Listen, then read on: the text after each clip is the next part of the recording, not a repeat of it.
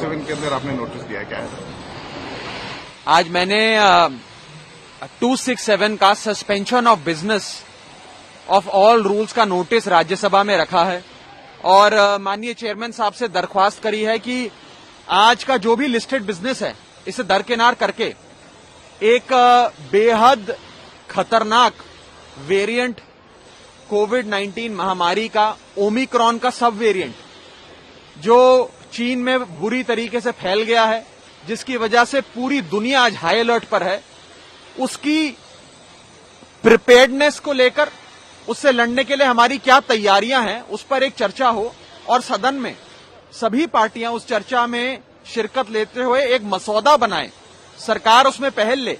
कि कैसे इस चीन के वायरस से एक जो नया वायरस दुनिया में फैलना शुरू हो रहा है उससे भारत को सुरक्षित रखा जाए, भारत को महफूज रखा जाए और भारत में एक भी शख्स हमारे देश का इस नए वेरिएंट से बीमार ना हो। पता लगा है कि अभी शायद इंटरनेशनल फ्लाइट्स भी जो है चीन के साथ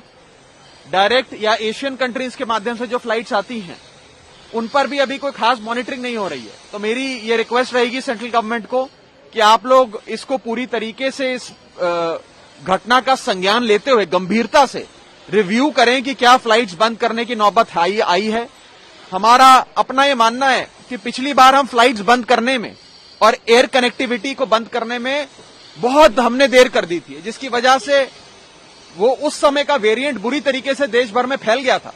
इसीलिए आज बहुत ज्यादा जरूरत है इंटरनेशनल कनेक्टिविटी और चीन से आने वाली, चीन को जाने वाली फ्लाइट्स को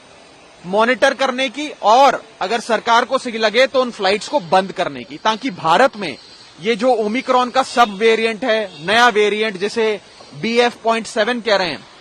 वो भारत में ना फैले और भारत की जनता सुरक्षित रहे, महफूज रहे। भारत का कोई भी शख्स, कोई भी आदमी, कोई भी औरत, कोई भी बच्चा, कोई भी बुजुर्ग इस नए वेरिएंट से बीमार ना हो।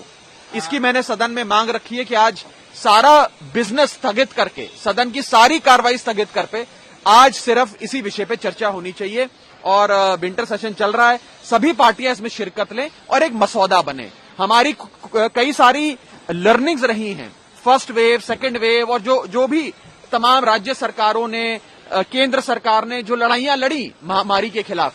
आज उससे बहुत कुछ सीखने को मिला हमें पिछले 2-3 वर्ष में। आज जो सीखा है उस पर भी चर्चा हो सकती है कि वो हमारी क्या बेस्ट प्रैक्टिसेस थी जिसे हमें फिर से अपनाने की जरूरत है। लेकिन ऑफ कोर्स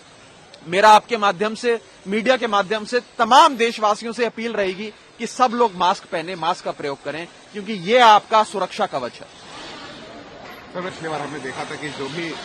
तैयारियां या मदद करनी थी वो आप लोगों ने किया था, चाहे एयरपोर्ट हो या शहर में हो। पंजाब में भी कई ऐसे एयरपोर्ट हैं जहां पर इंटरनेशनल फ्लाइट्स डायरेक्ट आती जाती हैं, उसको लेकर देखिए, हम इंटरनेशनल फ्लाइट्स को रेगुलेट करना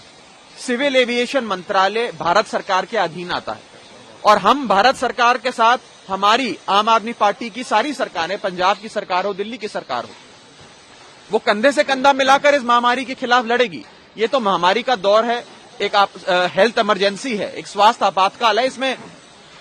कोई पार्टीबाजी का या राजनीति का कोई मतलब ही नहीं है। इसमें सारे भारतवासियों को एकजुट होकर कोविड महामारी के खिलाफ लड़ना होगा और आज ही दिल्ली के मुख्यमंत्री आदरणीय अरविंद केजरीवाल जी ने एक आपात बैठक बुलाई है, स्वास्थ्य विभाग के सभी बड़े अधिकारियों को बुलाया है, पूरी स्थिति का जायजा लिया जाएगा। दिल्ली अपना मसौदा बनाकर दिल्ली में लागू करेगी, लेकिन ये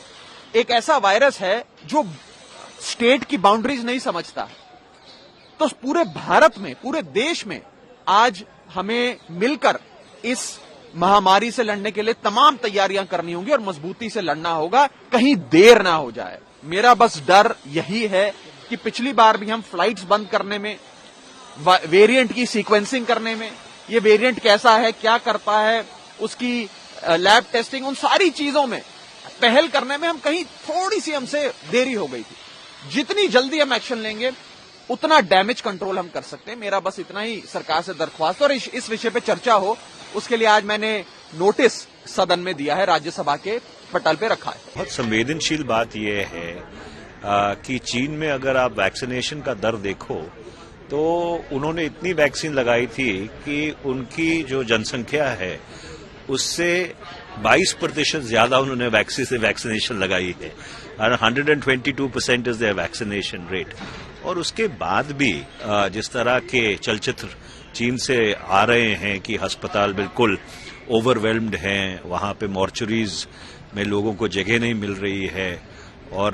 परिस्थिति खराब है, तो ये एक बहुत गंभीर और चिंता का विषय है और हम लोगों को इसके ऊपर बहुत मुस्तैद रहने की जरूरत है। क्या आपको लगता है कि